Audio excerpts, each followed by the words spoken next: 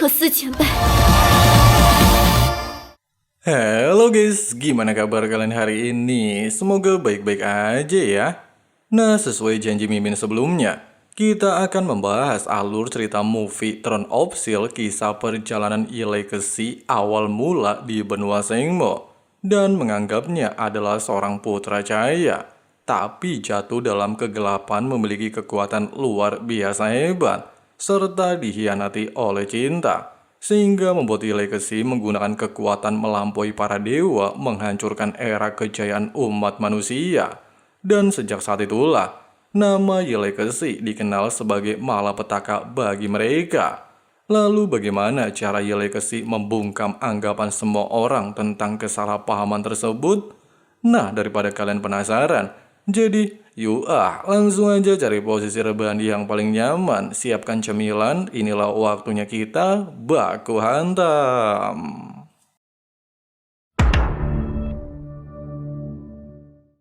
Sejak 6000 tahun yang lalu, sebelum klan iblis menyerang wilayah kerajaan Keiton jauh dari benua Sengmo, para umat manusia menganut kepercayaan terhadap tahta suci agung yang melambangkan kekuatan dewa cahaya, sehingga mereka bersujud meminta kedamaian sepanjang hari.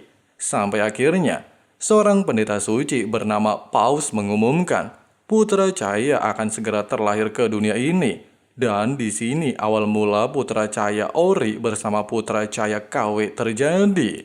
Di sisi lain, tepatnya di salah satu ruangan ritual, terlihat bocil bernama Pero bersama Kaisar Keiten alias bapaknya sendiri sedang melakukan sebuah ritual menggunakan pedang kerajaan menjadikan putranya sebagai dewa cahaya. Dengan alasan, jika Pero bisa mengubah kekuatannya menjadi putra cahaya, maka hal ini akan membuat kerajaan Keiten menjadi nomor 1 di seluruh dunia. Bahkan setelah Pero berhasil menyelesaikan ritual tersebut, energi spiritual bawaan 30 poin meningkat secara drastis menjadi 90 poin, sehingga penduduk kerajaan percaya bahwa dia memanglah seorang putra cahaya yang telah dinantikan sejak lama, sehingga membuat namanya mendadak viral sampai terdengar di telinga Raja Kekaisaran Pompo. 还是国明之子吗？那咱们的儿子，国明之子已经降临。这一消息很快传遍整片大陆，如凯顿大帝所愿。 Sementara itu, kita diperlihatkan seorang pangeran kerajaan bernama Legacy baru saja dipromosikan ke level 4. Meski dia memiliki identitas putra cahaya, namun Legacy justru lebih menyukai teknik ciptaannya, bahkan memutuskan untuk mengembangkan teknik ini di masa depan. Setelah percakapan tersebut, sang pangeran terlihat main kejar-kejaran bersama dua pengawal kerajaan bernama Dylan bersama Ingsio, di mana tujuan mereka untuk menguji kekuatan Legacy. Tapi di tengah-tengah perjalanan, mereka dikejutkan sekelompok pasukan mencoba untuk menargetkan Legacy. Namun untungnya saja, wanita bocil sekaligus tuan putri kerajaan Sia bernama Flo tiba di waktu yang tepat untuk menyelamatkan sang pangeran. Nah, dikarenakan Legacy adalah calon tunangannya di masa depan, maka Flo telah memberikan semangat kepadanya, sehingga Legacy tanpa segan-segan membantai seluruh pasukan, serta menanyakan apa tujuan mereka. Si bebeduk bilang hanya ada satu putra cahaya di dunia ini. Mendengarkan penjelasan barusan, seketika membuat Legacy tersadar kalau orang tersebut adalah pangeran kekaisaran Chaiten alias Pero. Namun belum sempat berpikir lebih jauh, si bebeduk secara nekat menggunakan bom peledak untuk membunuh Legacy. Tapi berkat adanya teknik domain waktu ciptaannya, sang pangeran berhasil membalikkan situasi keadaan. Menyadari bocil di hadapannya bukan kaleng-kaleng, si bebeduk mencoba untuk melarikan diri. Hanya saja Flo segera melepaskan senjata miliknya dan menembus dimensi ruang waktu, sehingga Legacy bisa melihat sosok Pero. Waduh, ini para bocil gigi juga ya guys ya.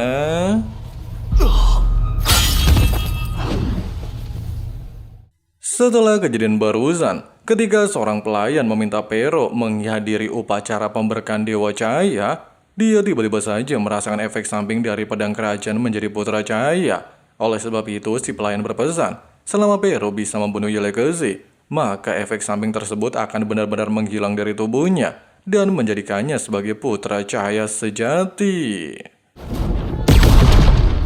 Di tengah-tengah ucapan berkah Putra Cahaya, seorang wanita justru merasa janggal melihat fenomena ini. Pasalnya energi cahaya tersebut berubah menjadi warna merah pekat seperti darah yang mengakibatkan serangan balik untuk mereka semua di masa depan. Di sisi lain, setelah Bapak Flo mendatangi Raja Kekaisaran Pom-Pom untuk membicarakan acara tunangan kedua anaknya, Flo lantas menceritakan kepada Yelekesi di mana acara tersebut akan berlangsung malam ini, sehingga membuat Yelekesi terkejut-kejut bukan main. Meski pada awalnya, sang ayah berniat menyembunyikan identitasnya sebagai putra cahaya sambil menunggu waktu yang tepat, hanya saja dikarenakan Pero memiliki sebuah rencana untuk menyingkirkannya dengan identitas palsu mengelabui seluruh orang, bahkan menindas beberapa negara kecil untuk menjadi kuat. Dengan adanya kabar tersebut, sang ayah langsung jatuh sakit, sehingga demi kebaikan seluruh rakyat kerajaan, serta mereka juga tidaklah mungkin bisa menunggu Yelekesi menjadi orang hebat, maka sang ayah memutuskan segera menikahkan putranya bersama Tuan Putri Xia. Sambil mengingat pesan yang diberikan sang ayah, Flo tiba-tiba saja memberikan sebuah pertanyaan. Apakah Yelekesi tidak ingin menerimanya sebagai calon bini? Walaupun mereka berdua baru ketemu sehari, tapi masih ada kesempatan seumur hidup membangun rumah tangga. Tidak berselang lama, di bawah arahan Pendeta Suci Agung, Yelekesi bersama Flo terlihat melukai tangan masing-masing sebagai bukti upacara tunangan resmi dimulai dan menyatukan kedua tangan tersebut sambil mengucapkan janji sumpah seumur hidup semati. Namun acara tunangan ini sangat berbeda pada umumnya, bukan menggunakan cincin, tetapi dua gelang untuk mengikat mereka berdua. 至死方休，你即是我，我即是你。 真是天生一对。 Seiring berjalannya waktu, sambil menikmati pemandangan kembang api, Flo bersama Yelekesi terlihat bertumbuh dewasa. Bahkan kedua orang ini telah mencapai level 8 dan level 7. Terlebih lagi sejak acara pernikahan kedua kerajaan akan berlangsung dalam waktu singkat, Yelekesi fokus mensejahterakan rakyat membantu warga dua kerajaan, sehingga mereka bisa hidup tenang. Namun dikarenakan Raja Chaitan tidak bisa menahan ambisinya, dia lantas memerintahkan seluruh pasukan yang mengakibatkan perselisihan antar kedua belah pihak dan menunggu kesempatan untuk memulai perang yang sesungguhnya. 实力大增。天才之战， Bapak Yelekesi menjelaskan, surat ini untuk mengundang jenius berbakat di seluruh benua yang diselenggarakan oleh Tahta Suci Agung, di mana hal ini bertujuan meningkatkan kepercayaan masyarakat kerajaan terhadap Dewa Cahaya dan menggunakan sistem babak eliminasi. Meski yang kalah bisa keluar dengan selamat, hanya saja emaknya salah mencemaskan Yelekesi. Pasalnya Kaitan pastilah memiliki rencana jahat untuk menjebak seseorang. Mendengarkan hal itu, Yelekesi meminta kedua orang tuanya kalem dulu. Dia akan mengungkapkan kebusukan Pero di hadapan semua orang.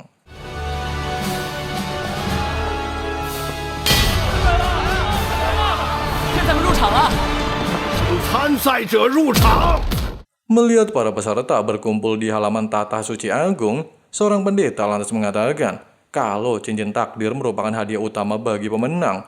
Oleh sebab itu, dia segera mengumumkan pertarungan jenius resmi dimulai.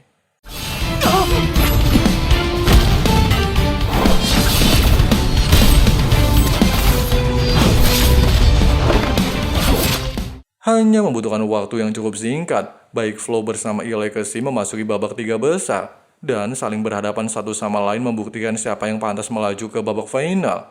Meski di awal pertandingan, Flo berniat membantu Yelekesi mengalahkan Pero, namun calon lakinya justru menolaknya dengan alasan hal tersebut sangatlah berisiko untuknya, sehingga membuat Yelekesi berlari menghindari serangan demi serangan yang dilancarkan tunggangan Flo, bahkan memaksanya menggunakan teknik domain waktu mengakhiri pertarungan tersebut. Bukannya marah, Flo justru menanyakan apakah teknik ciptaannya telah berevolusi. Selain membenarkan perkataan calon istrinya, Yelekesi juga menjelaskan pada awalnya teknik ini cuma sebuah domain waktu, tapi setelah dia berlatih selama bertahun-tahun, keterampilan tersebut dapat mengubah ruang. Sehingga alasan itulah yang membuatnya bisa melakukan serangan jarak dekat. Meski Flo tidaklah menyesali kekalahan ini, hanya saja dia berpesan untuk selalu waspada. Pasalnya mereka belum mengetahui apakah Kekaisaran Kaitan menggunakan trik licik. Sementara itu, Ketika semua orang bersorak gemuruh dapat menyaksikan pertarungan Legacy melawan putra cahaya KW alias Pero, mereka dikejutkan siaran langsung tiba-tiba terputus dan beranggapan apakah pangeran mereka dalam kondisi terluka. Mendengarkan kericuan tersebut, Pendeta Suci Agung meminta semua orang santuy aja. Dirinya akan menjamin keselamatan para peserta dan menunggu pemenang cincin takdir memanggil salah satu pemenang di antara kedua pangeran. Kembali lagi di atas arena pertandingan. Meski Legacy dalam posisi terdesak menghadapi binatang roh dan juga pasukan assassin, namun dia tidaklah gentar sedikit pun. Bahkan dengan mengandalkan teknik gabungan waktu dan ruang, Legacy mampu mengalahkan pasukan Pero. Waduh, ini orang licik juga ya guys ya.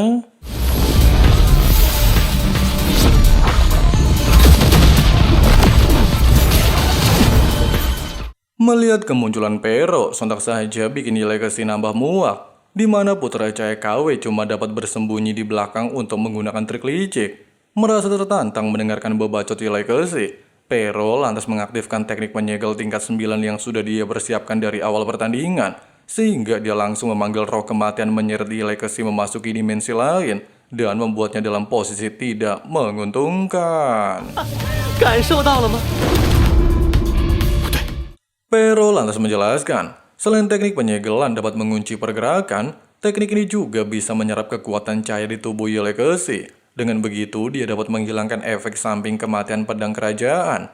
Oleh sebab itu, putra cahaya KW bergegas meninggalkan tempat ini. Pasca kepergian Pero, sebelum energi spiritualnya benar-benar dikendalikan Pero, Legacy mencoba untuk memikirkan cara lain untuk menghancurkan teknik penyegelan, dan ternyata... Secara bersamaan dengan hal ini, melihat seorang pemenang ternyata pangeran kerajaan Keitan alias Pero, bahkan mengaku-ngaku jika adalah putra cahaya yang ditakdirkan mendapatkan cincin tersebut, Dailan justru merasa janggal dengan kejadian ini. Pasalnya, kalau memang Legacy kalah seharusnya sudah keluar dari arena pertandingan, tapi kenapa dia belum menunjukkan batang hidung sampai detik ini? Pero beralasan, ketika pertarungan dimulai, Legacy menggunakan sebuah metode jahat untuk membunuhnya. Tapi untungnya saja dia berhasil membalikkan situasi pertarungan, sehingga Pero mengurung Legacy di arena baku hantam. Mendengarkan percakapan barusan, Flo justru menganggap kalau Pero adalah penipu, di mana calon lakinya tidak mungkin kalah dari putra cahaya KW. Merasa takut identitasnya terbongkar, Pero tanpa belas kasih melepaskan kekuatan cahaya mental untuk menekan semua rekan-rekan Legacy. Di sisi lain, merasakan energi spiritual cahaya mulai mencapai batasan, bahkan tidaklah sepenuhnya memiliki energi cahaya, Legacy lantas memikirkan hal ini. Seandainya dia bukan putra cahaya, mungkin tidak pernah memiliki kekuatan tersebut. Namun mengingat Legacy lebih menyukai teknik ciptaannya, dia akhirnya tersadar kalau teknik ini dapat membuat sebuah domain pengendali ruang dan waktu, sehingga dia langsung memfokuskan diri berimajinasi untuk memahami energi di tempat ini. Alhasil, hanya dalam waktu singkat, Legacy benar-benar merasakan energi seperti cahaya, di mana semua energi tersebut berasal dari alam sekitar. Bahkan dengan adanya domain alam semesta, Pangeran Kerajaan Pompo dapat mengubah semua energi spiritual di tempat ini menjadi energi yang dia butuhkan, dan berhasil melepaskan diri. Sementara itu, ketika Pero masih ngebacot sana-sini, membuktikan jika dia memanglah putra cahaya yang ditakdirkan memiliki cincin ini, Dewa Cahaya terlihat menunjukkan diri, sehingga membuat cincin takdir mengakui Legacy adalah putra cahaya yang sesungguhnya.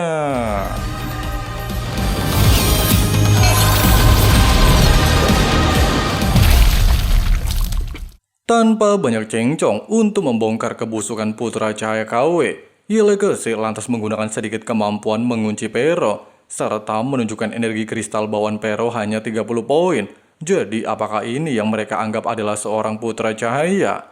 Melihat kejadian barusan, jelas aja menyadarkan semua warga. Ternyata selama ini mereka telah ditipu sama putra cahaya KW.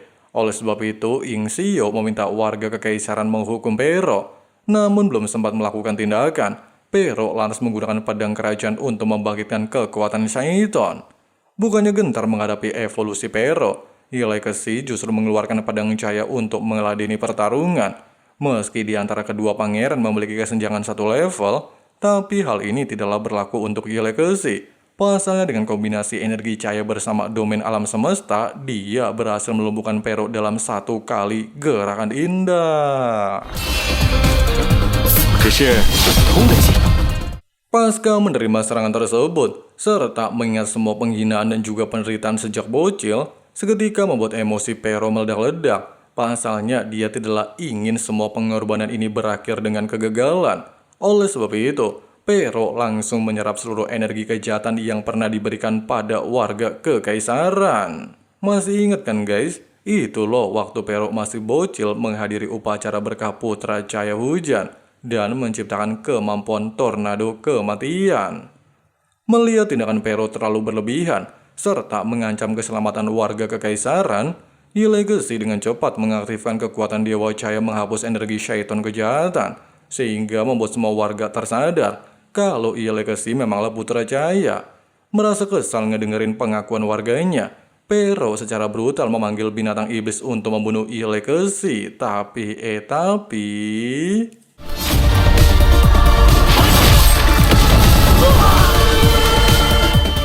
singkatnya, setelah Yi Legacy mendapatkan pengakuan warga kekaisaran serta memenangkan pertarungan jenius, cincin takdir mengatakan, dikarenakan dia telah menyelamatkan dunia dengan hati cahaya, maka cincin takdir memberikan Yi Legacy hewan siput dewa matahari bulan. Dan disinilah awal mula perjalanan Yi Legacy mengenal teknik cangkang penyu. Oke, kita lanjut lagi ya guys ya.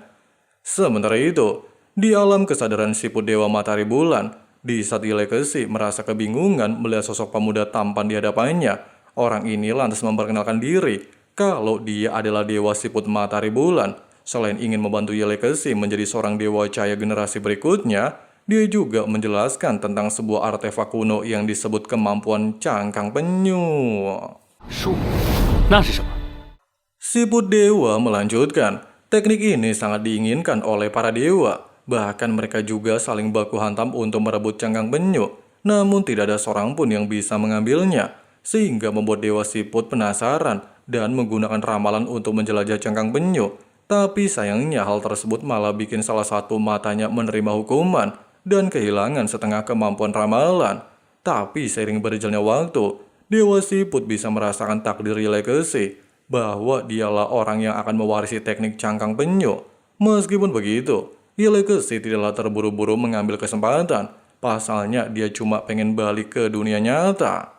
Tidak berselang lama, dikarenakan Yi Legacy telah melindungi tahta suci agung merupakan tempat keyakinan penduduk sekitar mempercayai dewa cahaya, serta dia juga memanglah putra cahaya, maka si pendeta lantas menobatkan Yi Legacy menjadi pewaris tahta suci New Era dan menerima penganut alias pengikut yang telah dipersembahkan untuknya.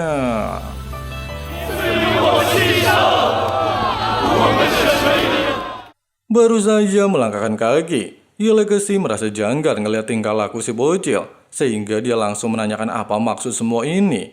Si bocil mengatakan, sejak dilahirkan semua tubuh, jiwa maupun darah akan diberikan pada dewa cahaya, di mana hal itu sebagai bukti keyakinan mereka. Meski pada awalnya putra cahaya tidak membenarkan keyakinan warga setempat, serta meminta si bocil agar menghentikan ajaran tersebut, kalau dewa sekalipun tidaklah berhak merebut semua miliknya, tapi hal mengejutkan kembali terjadi. Penganut ajaran yang ditinggalkan Pero sudah melampaui batas kewajaran. Pasalnya semua warga mendadak gila, bahkan rela mengorbankan hidupnya demi Yi Legacy.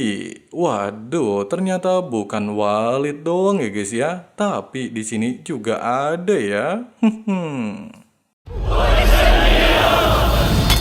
如此的可怕。 Singkat cerita, di tengah-tengah perjalanan melihat calon lakinya lagi mikirin pinjol, salah, maksud Mimin tuh lagi mikirin insiden sebelumnya, Flo lantas menyarankan agar tidak mengkhawatirkan hal tersebut. Pasalnya di bawah kepemimpinan Yi Legacy, mereka pastilah bisa merubah sifat keburukan ini. Terlebih lagi, calon lakinya segera kembali ke Pompo menikahi dirinya setelah memperoleh teknik cangkang penyu. Mendengarkan saran calon istrinya memanglah benar, Yi Legacy lantas melanjutkan perjalanan. Bahkan hanya membutuhkan waktu singkat, mereka tiba di salah satu tempat sesuai ramalan dewa siput matahari bulan. Di sisi lain, tepatnya di sebuah altar pengorbanan, demi membunuh Yi Legacy, serta mendapatkan keajaiban dari sang dewa untuk kedua kalinya, Raja Kekaisaran Keitan telah mengorbankan diri untuk memulai ritual pemanggilan Dewa Kematian, sehingga dia bisa membalaskan dendam putranya.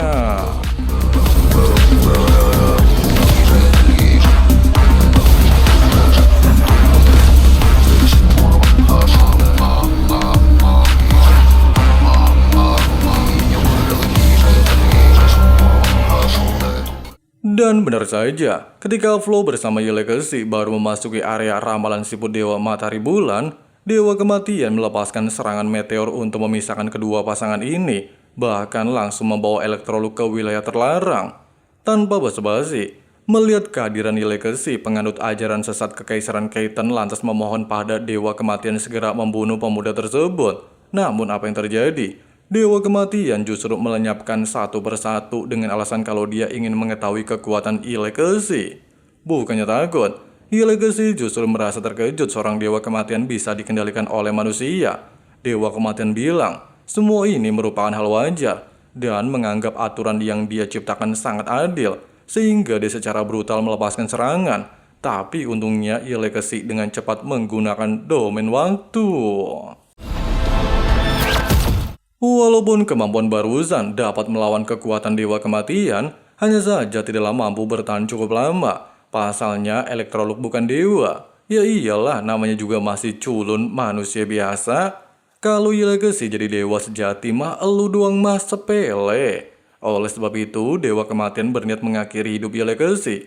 Namun dikarenakan sang MC memiliki tingkat kehokian lebih tinggi dari kalian, bahkan hal tersebut sesuai dengan ramalan Dewa Siput Matahari Bulan, dia lantas mengorbankan diri, serta mengirim Legacy memasuki teknik cangkang penyu, dan haruslah mengandalkan kekuatan sendiri untuk memperoleh teknik tersebut. Sesampainya di ruangan cangkang penyu, serta merasa kebingungan dengan tempat ini, Legacy beranggapan apakah dia sedang melewati ujian. Mendengarkan anggapan tersebut, si bocil gadis remaja bersama nenek keriput langsung menghantui pikiran Legacy dan mengatakan untuk mendapatkan teknik cangkang penyu, dia tidaklah memerlukan ujian dengan alasan apa yang diinginkan Electrolux akan segera terwujud. Namun dikarenakan manusia selalu menyukai sesuatu hal rumit, bahkan seringkali lupa diri dan gak pengen kembali ke dunia nyata, sedangkan Legacy hanya ingin memiliki kekuatan setara membunuh Dewa Kematian. Jadi sebelum Electrolux dapat menguasai kekuatan ini, si nenek lantas menceritakan asal mula Putra Cahaya terdahulu bisa mewarisi cangkang penyu. Putra Cahaya pertama memakan siput Dewa Matahari Bulan untuk menjadi naga raksasa. Putra Cahaya kedua memakan siput Dewa Matahari Bulan untuk menjadi dewa kemuliaan.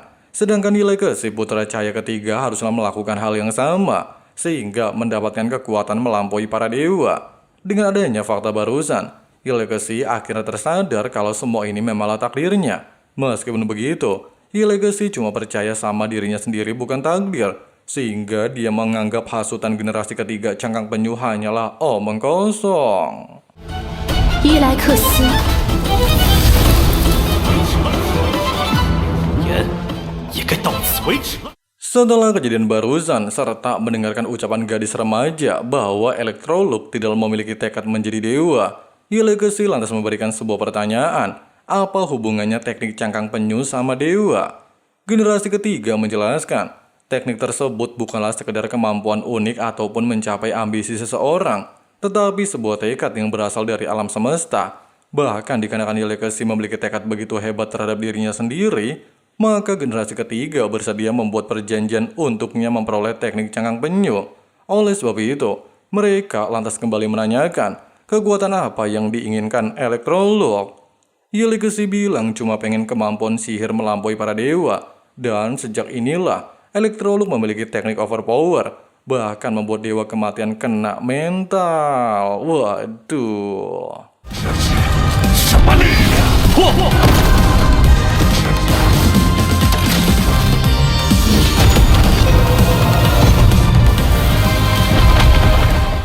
Sebelum pergi meninggalkan wilayah terlarang Dewa Kematian, Legacy berpesan agar tidak ikut campur nasib orang lain, jika tidak dirinya akan mengurung Dewa Kematian. Meski bebacot Legacy mengejutkan sang dewa, serta beranggapan manusia fana tidaklah pantas mengusir dewa, hanya saja Electrolux langsung menunjukkan teknik cangkang penyu membungkam anggapan sang dewa. Singkat cerita, setelah masalah di tempat ini aman terkendali, bahkan memperoleh teknik cangkang penyu, Legacy segera membawa calon bini menuju ke Kekaisaran Pompo mengadakan pesta pernikahan. Tapi dikarenakan Flo merasa kepo, dia lantas mencoba untuk meraihnya dan tanpa sadar memasuki dunia lain, tapi seolah-olah menolak kehadirannya, sehingga membuatnya panik. Legacy menjelaskan, teknik cangkang penyu tidaklah bisa digunakan sembarang orang, bahkan konsekuensi yang diterima gak bakalan bisa ditanggung orang biasa. Oleh sebab itu, Legacy bertujuan untuk menggunakan ini menciptakan dunia lain setelah acara pernikahan. Tidak berselang lama, ketika Flo hendak berdoa di bawah, Raja Sia telah menghampirinya serta mengatakan, setelah menyelesaikan acara pernikahan, sang ayah memutuskan untuk menyerahkan tahta Kekaisaran Sia kepada Elektroluk dengan alasan kalau pemuda tersebut memiliki bakat jauh lebih unggul dari putrinya. Meski Flo sempat menolak niat baik sang ayah dan bilang posisi tersebut adalah impiannya dari sejak bocil, namun dikarenakan sang ayah meminta Flo untuk mengikuti aturan, jadi Tuan Putri tidak bisa melanggar perintahnya. Di sisi lain, setelah Legacy menerima hasil panen warga Kekaisaran Pompo dan sebelum acara pernikahan dimulai, kedua orang tua Legacy ternyata sudah mempersiapkan upacara penobatan menjadi raja baru. Dikatakan, sejak 6.000 tahun yang lalu, bapaknya Elektroluk bukanlah raja sesungguhnya, tetapi cuma Akamsi atau bisa dibilang orang yang pertama kali berada di Kekaisaran Pompo dan menjadi penjaga dari setiap generasi, sampai menemukan pangeran yang tepat untuk mewarisi posisi kerajaan. 新王即位，万民见证。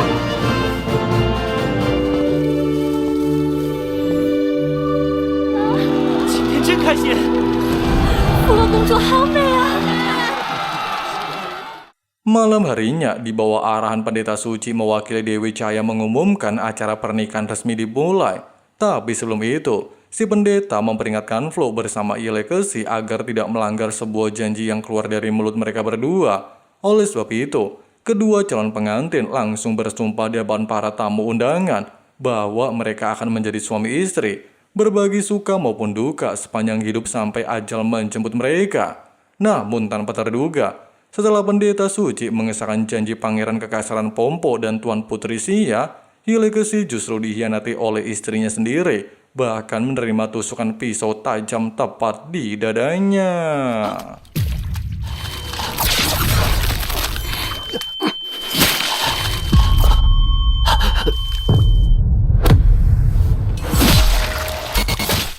Meski hal ini sempat bikin Legacy nambah bingung kenapa Flo bisa melakukan tindakan tersebut, si putri lantas mengatakan serta memberikan flashback saat memasuki tempat ramalan siput Dewa Matahari Bulan, di mana ternyata cangkang penyu memanggil Flo untuk mewarisi benda tersebut. Bahkan di momen ini, generasi ketiga cangkang penyu memperlihatkan masa depan Flo yang begitu suram. Selain ngelihat Raja Sia menyerahkan posisi kerajaan kepada Legacy, bakatnya juga lebih rendah dibandingkan Pangeran Kekaisaran Pompo. Sehingga tiga syaiton ini terus-menerus menghasut pikiran Flo dan menganggap kalau Tuan Putri Sia hanyalah sebagai pengikut orang lain. Walaupun masa depan ini bukanlah sesuatu yang dia inginkan, tapi setelah Putri Sia membenarkan ramalan cangkang penyu, hal tersebut seketika membuat keyakinannya pudar, bahkan hampir frustasi, lupa diri, serta pengen bundir. Namun di tengah-tengah kegelisahan Flo, seorang ahli jahat langsung menghampirinya, di mana dia bisa memberikan kesempatan mengubah masa depan Flo menjadi kenyataan. Tapi dengan syarat, Flo harus membunuh Putra Cahaya dengan pisau belati dilumuri sebuah racun. Ya bisa dibilang semua pencapaian Legacy membuat calon bininya iri ya guys ya. Meski hari ini adalah pukulan telak bagi Legacy, bahkan pisau racun membuatnya kehilangan seluruh kekuatan, serta merasakan sakit luar biasa edun. Tapi hal ini tidak sebanding melihat pengorbanan kedua orang tua menyelamatkan hidupnya dan meminta Ying Xiu bersama Dylan untuk membawa Putra Cahaya pergi meninggalkan tempat ini.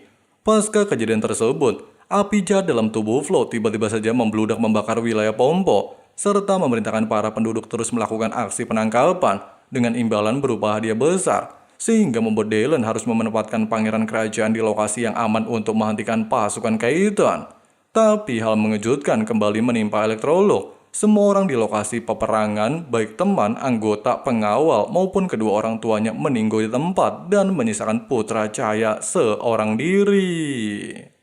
只剩下伊莱克斯一人，无人生还，全部遇难。 Tidak berselang lama ketika Legacy sadarkan diri, bocil aneh telah menemukan lokasinya, serta berpura-pura ingin membantu Elektrolog dengan alasan kalau mereka masih percaya kepada Putra Cahaya. Sehingga bocil tersebut meminta orang ini untuk membawa Legacy ke salah satu ruangan khusus yang telah dipersiapkan Pendeta Suci Agung alias Paus. Nah, di sini akhirnya terungkap sebuah fakta ya guys ya. Jadi selama ini orang yang menemui Flo, altar pengorbanan Raja Keaton, dan juga membuat Pero memiliki aura kejahatan disebabkan oleh Pendeta Suci Agung, sehingga dia bisa membunuh Putra Cahaya untuk mendapatkan kekuatan setara dewa. 就是我们的终局吗？这伊莱克斯。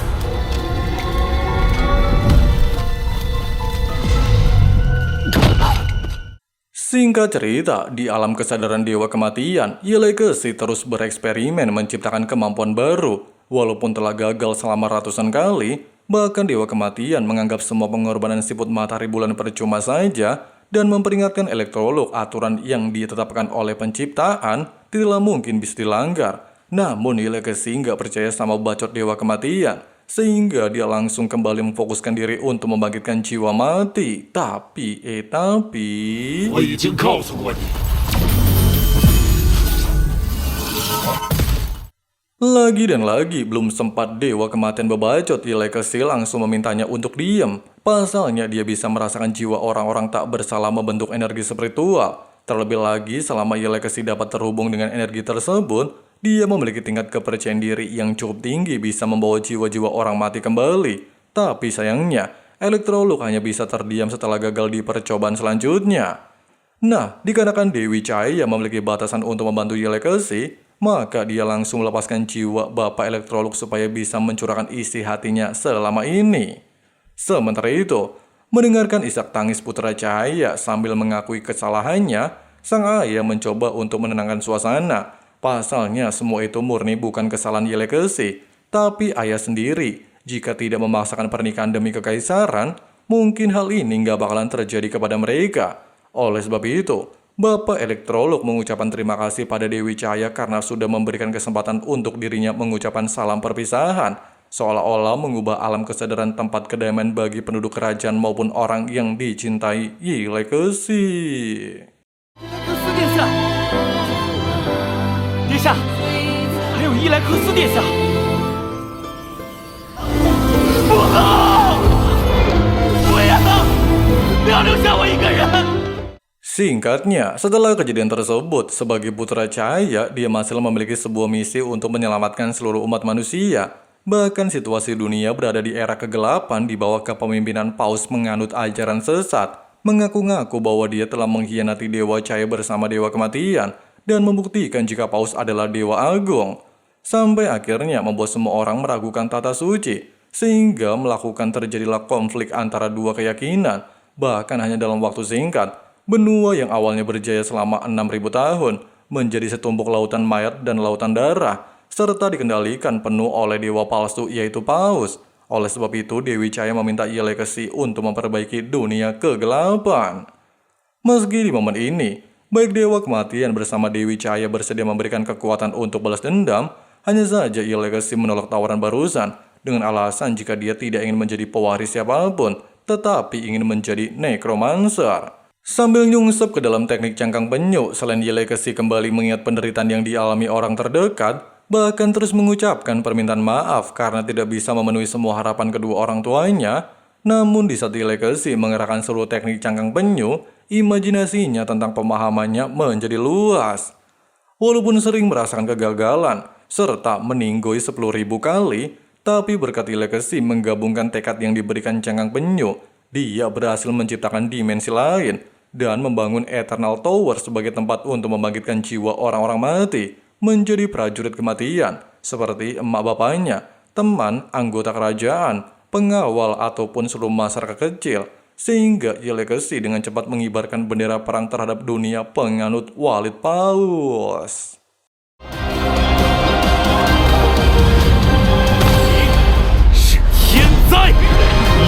还血，以牙还牙，将会率领你们，都将使我们所向披靡。 Di sisi lain, ketika Pero lagi asyik main sama cabe-cabean, dia langsung dikejutkan melihat prajurit mayat hidup memasuki ruangan, sehingga memaksanya berjibaku melawan prajurit tersebut. Tidak lama, Legacy juga tiba di lokasi tersebut, bahkan tanpa belas kasih mematahkan semua tubuh Pero. Meski di momen ini Pero memohon agar tidak membunuhnya, serta menjelaskan secara detail kalau semua ini adalah rencana jahat Dewa Agung alias Paus, tapi Legacy menghiraukan bebajut Pangeran Kaiton dan mengambil jantungnya. Legacy nih bos, senggol dong. 真聒噪。 Sementara itu, sebelum upacara pelantikan Raja baru Kerajaan Xia dimulai, Flow tidak jauh berbeda dari sebelumnya. Selain memiliki ambisi di luar batas kemampuan manusia biasa, dia juga ternyata mengorbankan hewan peliharaan untuk menjadi penguasa. Buset, hatinya jadi busuk ya guys ya. Pasti gara-gara ajaran sesat si Paus ya kan?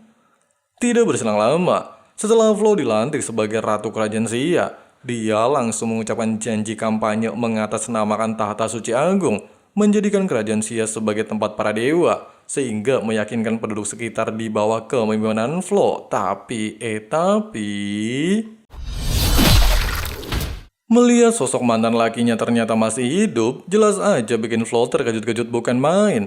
Pasalnya meski dia mengakui bakat Legacy memanglah kuat, hanya saja Flow tetap memilih untuk membunuhnya dengan alasan jika pengen mewujudkan semua impian di masa depan. Mendengarkan kata masa depan, Legacy tanpa WO segera menggunakan domain alam semesta untuk mengembalikan waktu saat melangsungkan acara pernikahan dan bertemu sosok dirinya pas masih bocil dan mengatakan jika Putri Xia sebenarnya telah memiliki masa depan begitu cerah, namun harapan seketika hilang ditelan ambisinya karena mengkhianati Legacy. Oleh sebab itu, Electrolux langsung merenggut jantungnya.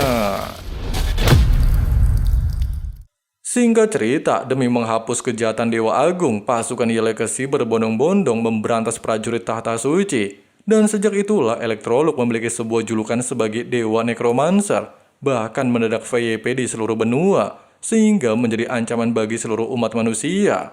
Seiring berjalannya waktu, Paus Dewa Agung tidak menunjukkan diri, serta menceritakan kisah 6.000 tahun yang lalu. Dia merupakan seorang putra cahaya kedua yang memakan siput Dewa Matahari Bulan. Walaupun hal ini dapat meningkatkan kekuatan, hanya saja semua itu masih belum cukup. Oleh sebab itu, Paus mengajak Legacy bekerja sama memakan siput Dewa Matahari Bulan untuk menjadi dewa penguasa New Era, dan secara diam-diam menggunakan teknik Shaiton menyerang Electrolux. Meski Paus menganggap dirinya memanglah pantas menjadi dewa kemuliaan, hanya saja Legacy tidak bisa merasakan aura dewa di tubuhnya. Terlebih lagi segala kemampuan yang dikerahkan Paus cuma ecek-ecek di hadapannya. Oleh sebab itu, Legacy menunjukkan teknik perbandingan antara mereka berdua.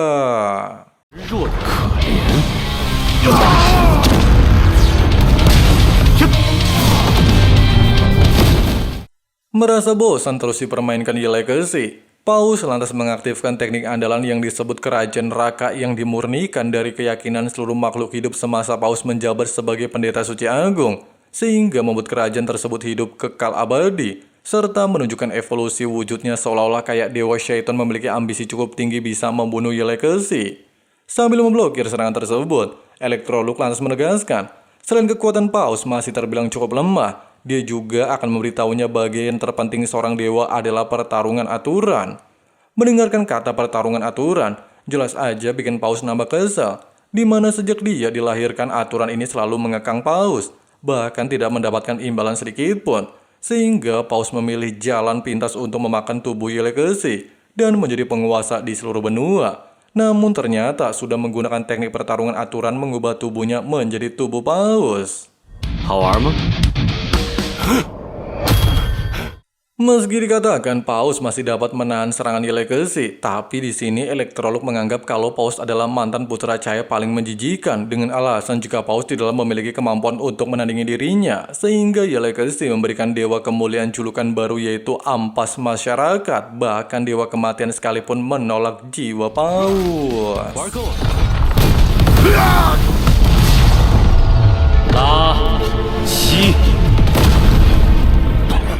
Merasa bebacoti legacy terlalu berlebihan, Paus lantas meminta seluruh rakyat memberikan energi mereka dengan alasan pengen mengakhiri bencana tersebut. Oleh sebab itu, Dewa Kemuliaan segera menyerap energi tersebut untuk mengaktifkan teknik pamungkas yang disebut kerangka Dewa Kutukan. Bukannya gentar melihat kekuatan ajaran sesat menggunakan teknik setara dengan penciptaan dunia, Legacy justru kembali teringat pesan terakhir yang ditinggalkan sang ayah, kalau cinta adalah keabadian yang sesungguhnya. Tetapi kenapa ini aki-aki ngorbanin seluruh rakyat demi kepentingan sendiri? Oleh sebab itu, Legacy bertujuan menggunakan prajurit kematian agar Paus merasakan penderitaan yang dialami seluruh makhluk hidup.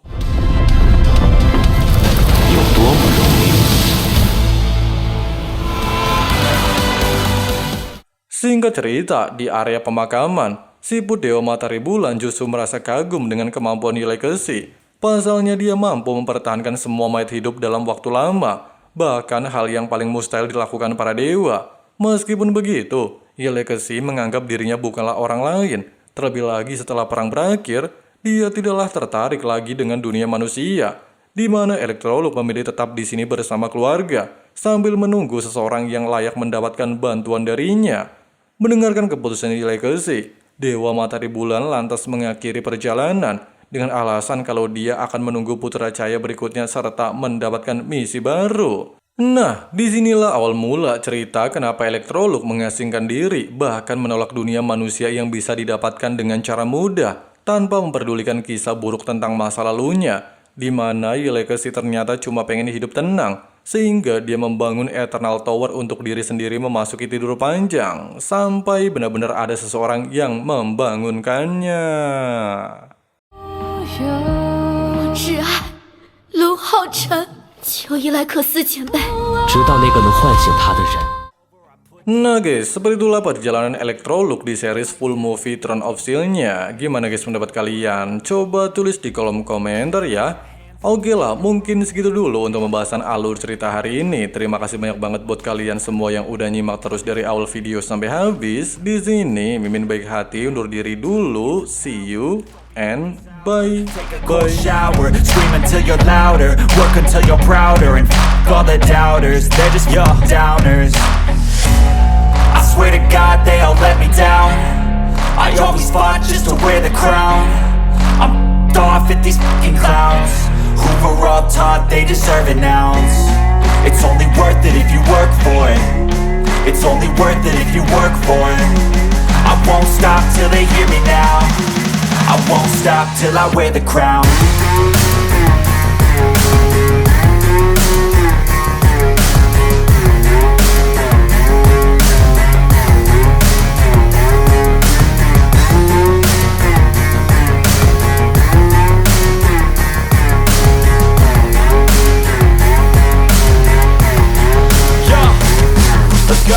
I'm just telling you to fight for your dreams, but it's not what it seems. Man, it's hard to be seen when everybody wants to be king. Yeah, they all wanna ring, yeah, we all wanna be free. So show me what you got, what you bring, how you fight in the ring, how you take a fucking swing. Do you got heart, are you mean? Got some scars, got some needs, are you willing to go bleed? I swear to God they all let me down. I always fought just to wear the crown.